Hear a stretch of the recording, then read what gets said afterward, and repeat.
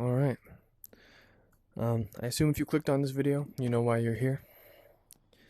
I'm gonna do my best to demonstrate how I believe the best way to go about smooth swinging, and I guess kind of just swinging in general in the layer, and how to get the most out of your time here. First things first, you're gonna see that little tutorial. Push up on the right thumbstick for about a second. You'll get this nice menu pop up. First things first, you want to turn on your web shooters. You'll get these nice arrows. These arrows tell you to touch your wrists together. Hear that activation and deactivation sound? I would recommend turning on fast movement while you're swinging. This second zip charge, this actually determines how long you need to hold your charge zip. How long you need to, so when you push grip and you hold trigger, you're going to feel haptic feedback in your controller saying, yes, this is charged, this is ready to zip, and by default, wherever you face is where it's going to zip you. And that's also a good demonstration to show this web is only going to let you go as far as you shoot it, you know.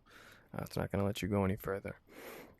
That's going to be one of the main things we do here, but you can go into web shooter settings, you can change that.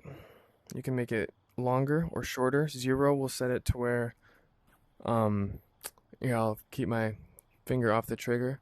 As soon as I push and release, it'll give me a fully charged web zip. Does not require any charging time. And with default on 1, obviously if you see if I do that same thing, it doesn't take me nearly as far because it is not giving the web zip time to charge. So at that point you would hold it and you get that charge. As you'll notice with fast movement, you move faster through this whole layer area, or the loft area. But when you come out here, it may turn off. So as you can see, it might feel a little slow out here. I could be totally wrong and it just doesn't change anything. Yeah, no, see. So fast movement was definitely on still. So you want to keep fast movement on. That's going to change how fast you're able to move your character even while you're swinging through the air. So what I believe is the best way to get nice smooth swings, just kind of what I'm doing here. Aiming your web a little bit higher. Aiming it in a position that allows you, the weight of your character, to smoothly transition from one direction to the other. You know, you're wanting to stop the downward momentum, tether it to something, and have that change into forward momentum.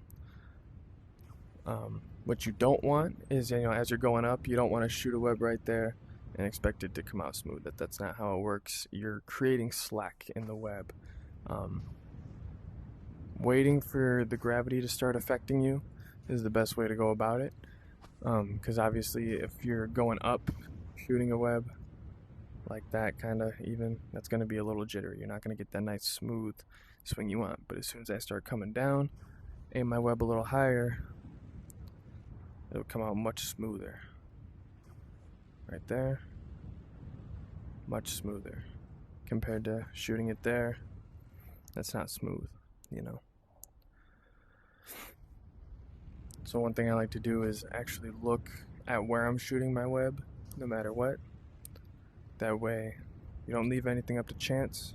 You know exactly where you're placing it. You know where it's at. It allows you to kind of predict how that swing is going to come out. It allows you to gauge distance,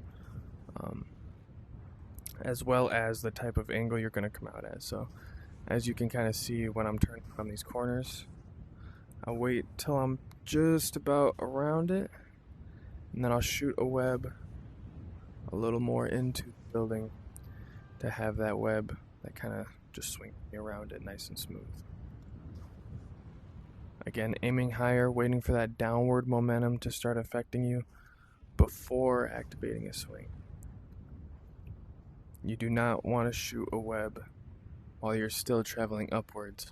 You can do that if you plan to zip, but if you're trying to get a nice smooth swing out of it, it's not going to happen until that downward force is what you're channeling into a smooth swing. You want to keep that momentum.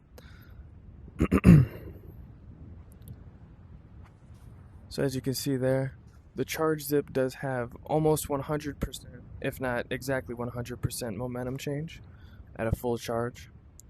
So you can use that to, just like that, kind of whip around super fast. You know, if you don't want to use just that web technique. Another big thing, I don't know if I said this or not, but aiming higher will help a lot. Because even if I'm traveling downward, but I put my web, you know, right there, as I'm traveling forward, I'm still creating slack in that web. You know, even if I'm traveling down here, if I put my web right there, it's going to be pretty smooth. Put my web there. Yeah, I'm not really moving fast enough, but point is, just like that, if I'm closing the distance between where I shot my web and where I plan to, like where I'm at currently, it's going to create that slack just like that. That web would have a lot of slack because I'm getting closer to the end of my web, kind of like before I'm actually starting to be affected by that downward momentum. So that slack is what kind of jolts you around. It's like it's like taking a ball at the end of a string, putting slack on that string, and dropping the ball. It's just going to jump around. It's going to go everywhere. It's not going to be predictable.